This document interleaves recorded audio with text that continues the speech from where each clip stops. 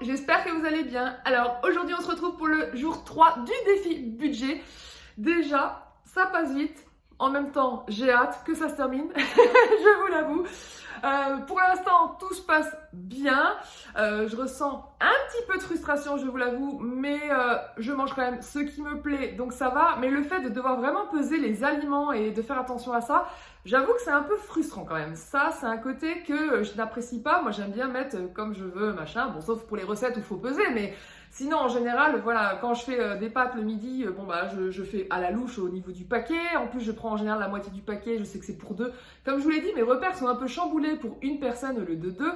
Donc, du coup, c'est vrai que c'est un peu plus chiant, je trouve. Bon, après, ce serait le temps de m'habituer, hein, encore une fois, mais pour ce défi, voilà, ça va pas durer longtemps, donc j'aurai pas le temps de m'habituer pour faire des portions pour une personne. Mais clairement, ce qui me manque le plus, hein, c'est les fruits dans le petit déjeuner. Donc du coup, c'est ce qu'on va faire aujourd'hui. Après, j'avais pas encore mangé mes kiwis parce qu'ils étaient pas mûrs. Donc j'espère qu'aujourd'hui, ça va être le cas. Il y en a un, il me paraît un peu plus mou que l'autre. Donc je pense que ça devrait être bon pour ce matin. Donc bah du coup, on file dans la cuisine pour le petit déjeuner. C'est parti! Alors, pour le petit déjeuner, j'ai très envie d'un parfait. Donc du coup, ce que je vais faire, c'est que je vais faire 3 couches avec le yaourt coco de Alpro, donc pour la base yaourt, les flocons d'avoine évidemment, donc du coup seul, hein, pas en granola, mais bon, ça marche aussi et c'est très bon également. Et pour le fruit, donc je vais utiliser du kiwi. Bon, du coup, entre le sèche-cheveux de mon mari, oui, monsieur se sèche les cheveux alors qu'il a rien sur le caillou, et les travaux dans la rue, j'espère que le bruit n'est pas trop chiant. Voilà, donc je disais le kiwi qui est un petit peu, enfin j'arrive à appuyer un peu, donc j'espère qu'il n'est pas trop dur, donc on va espérer. Donc bah, c'est parti, je vais vous montrer le parfait, comment on le fait. Alors on va commencer par une petite couche de kiwi, donc je vais essayer d'en faire 3 couches. Hop. Donc il est un petit peu dur, hein, donc en effet il n'est pas très mûr, mais bon, tant pis. Ensuite, donc le yaourt Alpro, donc là je vais mettre 50 grammes pour pouvoir faire 2 couches. Ensuite, les flocons d'avoine, pareil, donc comme je vais en mettre 50 grammes, donc là je vais faire 2 couches de 25. Allez, ensuite on recommence, donc une petite couche de kiwi, mais je vais regarder pour le dessus, c'est pour ça que je fais 3 couches. Voilà, et le topping final. Donc là, ce qui me manque, évidemment, vous vous en doutez, c'est le sirop d'érable. Mais bon, ça devrait être assez sucré quand même. Et voilà le beau petit parfait. Repas le plus simple et en général très bon. Après, je vous avoue que ce qui rend un parfait, c'est clairement les toppings, hein. Donc comme je disais, sirop d'érable, pâte à tartiner, pâte de spéculoos, des noix aussi. Hein, le premier parfait que j'avais fait d'Alice Esmeralda, il y avait des noix. Donc avec la pâte à tartiner spéculoos, c'était franchement un délice. Donc voilà, donc là c'est plus simple, plus healthy entre guillemets. Mais vraiment, voilà, ça me plaira quand même.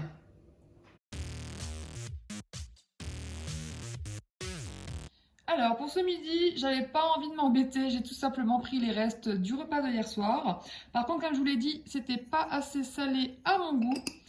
Donc du coup, je vais mettre un peu de sel et de poivre. Donc là, je vais essayer de pas trop en mettre. Voilà, et on va mélanger tout ça.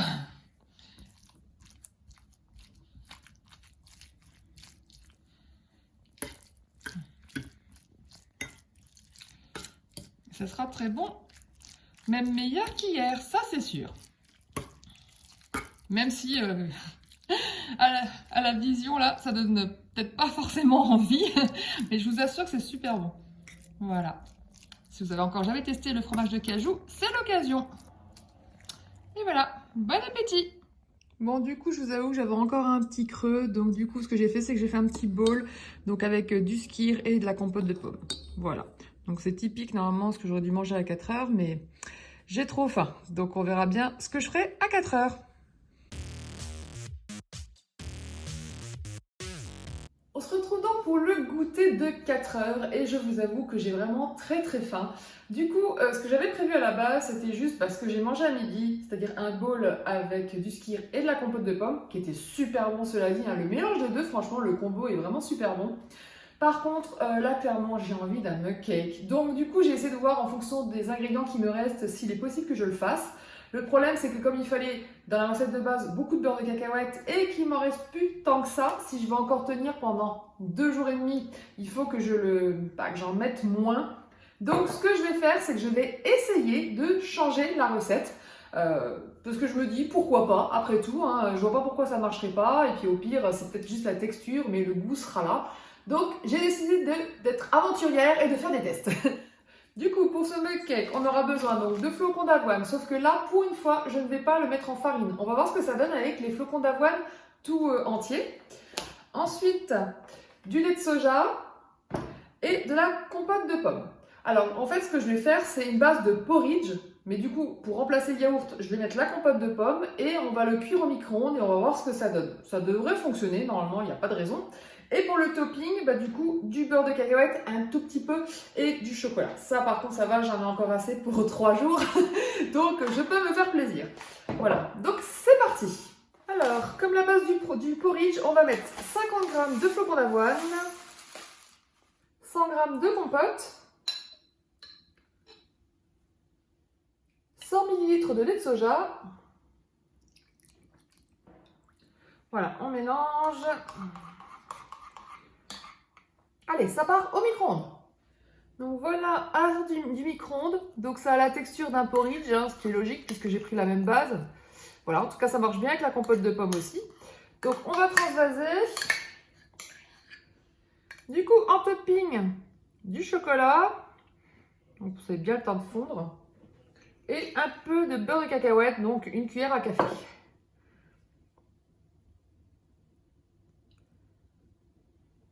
Voilà. Du coup, on se retrouve à la dégustation. Bon, c'est parti. Donc déjà, le chocolat a bien fondu.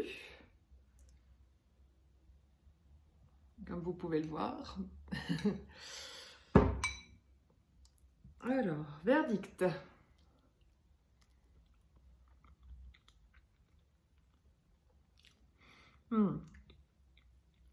Très bon. Très bon. Après, je vous cache pas que c'est le topping qui fait tout. Clairement. Parce que j'ai goûté nature. Nature, ça me manque de sucrant, quoi. Je suis tellement habituée à être très bec sucré que quand je mets que de la compote de pommes, pour moi, c'est pas assez sucré. Hein. C'est comme la banane. Hein. Vous avez beau avoir le sucre du fruit, je trouve pas que c'est assez sucré. Donc, soit il faut que je fasse une détox, soit il faut que je rajoute du sucre.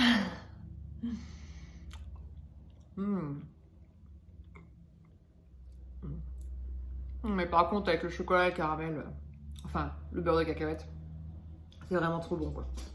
Donc, comme vous pouvez le voir au niveau de la texture.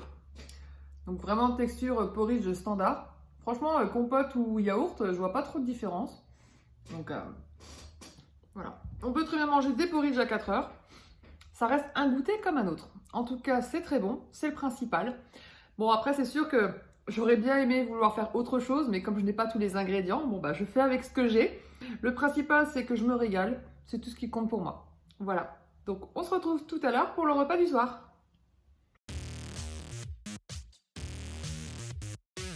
On se retrouve donc pour le repas du soir et comme vous vous en doutez, comme j'ai inversé les repas, ce soir c'est pasta. Donc du coup, des spaghettis toujours, parce que c'est les seules pâtes que j'ai. Pour ce soir, pour la protéine, j'ai très envie de tofu.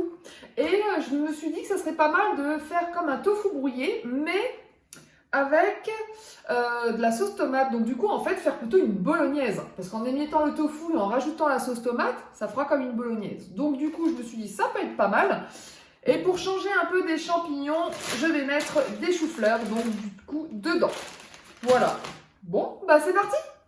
Du coup, pendant que l'eau des pâtes chauffe, on va cuire les choux-fleurs. Donc là, il y a 200 g de choux-fleurs. Donc j'ai mis 2 portions du coup. Parce que bon, les légumes, on peut en mettre plus qu'on veut, hein, comme j'en ai beaucoup plus. Donc je ne mets pas d'huile d'olive, hein, je cuis comme ça, parce que comme il y aura l'assaisonnement avec la sauce tomate, donc je ne vois pas l'intérêt. Et au moins, je n'abuse pas trop sur l'huile d'olive. Donc voilà, donc je vais d'abord chauffer ça, et ensuite on viendra chauffer le tofu, la sauce, remélanger, on rajoute les pâtes, et ça sera tout bon.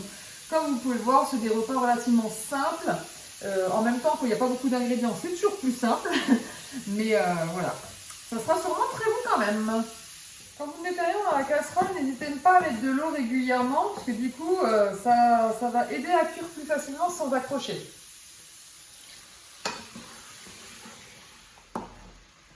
Bon, après, bien sûr, je ne vous cache pas que je préfère l'huile d'olive, hein, mais je sais qu'Amandine qui cuisine sans huile, les 3/4 du temps, bah, c'est ce qu'elle fait en fait. Elle utilise de l'eau ou du bouillon selon la recette pour cuire les aliments sans que ça accroche. Alors, comme les choux-fleurs sont presque cuits, pas totalement, mais les 3/4 quand même, je vais rajouter le tofu, comme ça, voilà, donc je l'ai émietté, donc j'ai utilisé 100 g. Voilà, comme ça, pendant que le tofu cuit, bah, le chou-fleur continue à cuire aussi, et je pourrais rajouter la sauce en dernier. Bon, j'ai égoutter les pâtes qui sont prêtes, je vais rajouter la sauce tomate. Par contre, je tenais à signaler que c'est bien marqué 420 g. Eh ben non, parce que j'en ai pris 200 g hier, là j'ai pesé ce qui restait au cas où, bah il n'y avait même pas 200 g. Donc, c'est de l'arnaque, et apparemment c'est pas le seul, hein. J'ai vu pas mal de vidéos circuler, genre une tablette de chocolat, le 200 g, elle est 150 g. J'ai pas vérifié sur la mienne, remarquez. Mais pour dire qu'avec cette inflation là, on se fout quand même bien notre gueule. Et ça, c'est pas cool du tout. Parce que qu'ils augmentent les prix, ok, mais qu'ils nous mettent la quantité qu'ils mettent, hein. Ça c'est de la tromperie, c'est franchement pas cool. Bref, donc du coup je vais mettre mes petits 195 g de sauce. Alors on va goûter pour voir si l'assaisonnement est bon.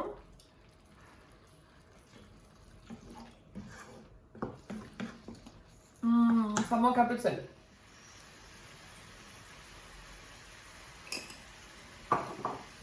Faut dire que le tofu boit beaucoup plus, donc c'est peut-être pour ça. On va goûter.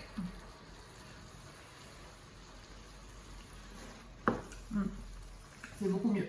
Du coup, on va rajouter les pâtes.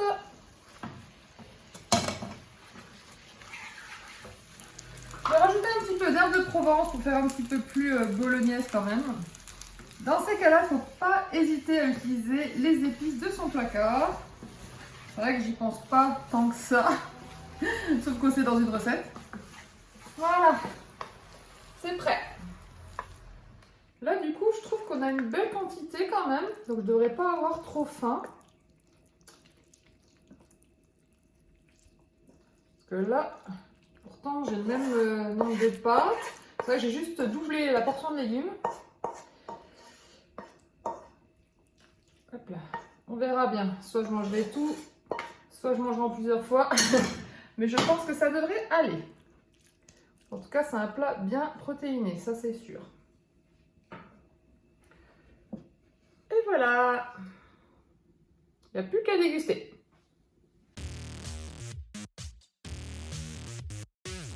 Bon, on se retrouve donc pour la conclusion du jour numéro 3, le lendemain.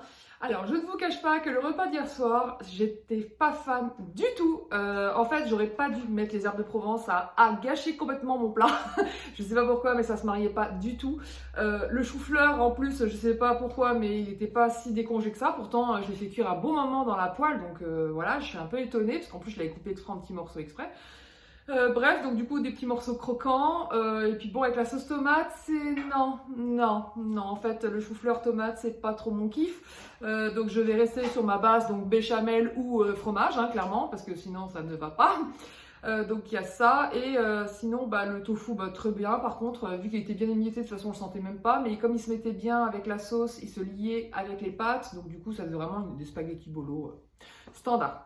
Voilà. Du coup, à part le repas du soir, le reste de la journée s'est relativement bien passé. Comme je vous l'ai dit, je vous avoue que je suis quand même un petit peu frustrée parce que j'aimerais rajouter des petites choses, genre dans mes pâtes, j'aime bien rajouter un peu de gruyère maintenant, donc souvent le râpé vivre vert qui est vraiment super bon, c'est vraiment pour moi le meilleur râpé à ce jour que j'ai goûté et en plus il n'est pas très cher et facile à trouver en grande surface. Ensuite, vous avez, ou alors la levure maltée, enfin en tout cas avoir quelque chose en plus dans mes pâtes, c'est vrai que ça m'a manqué. C'est comme les petits déj, pour pas pouvoir mettre autant de beurre de cacahuète que je veux ou de chocolat. Enfin, le chocolat, ça va, les doses sont raisonnables. Mais c'est vrai que ça manque un peu de sucrant ou d'autres choses. Ou c'est vrai que j'aimerais bien rajouter soit des graines de chia, soit des noix. Enfin, autre chose. C'est vrai que le topping me manque, je vous le cache pas. Donc, et en plus, j'ai vraiment l'impression de manger un peu tout le temps la même chose. Parce que même si j'adore les féculents et que j'adore les pâtes, je mange pas non plus des pâtes tous les jours. En général, j'alterne avec le riz ou autre. Donc c'est vrai que manger tous les jours des pâtes, c'est pas forcément ce que j'aime le plus, je vous avoue. Bon, heureusement le défi va durer que 5 jours, mais voilà, c'est vrai que sur le long terme, c'est pas possible. Après, je le rappelle, c'est un défi sur 5 jours et pas sur le mois. Si j'avais fait ce défi sur le mois, ça aurait été complètement différent parce que j'aurais acheté diverses versions de pâtes, j'aurais acheté du riz, j'aurais acheté différents trucs, des wraps, tout ça.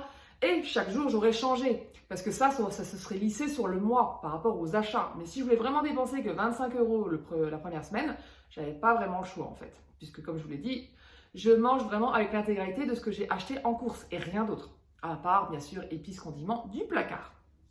Bref, j'espère quand même que cette journée vous a plu. Si c'est le cas, comme d'habitude, je vous invite à liker, à commenter. Et on se retrouve donc demain pour la suite du défi. Ciao! Go.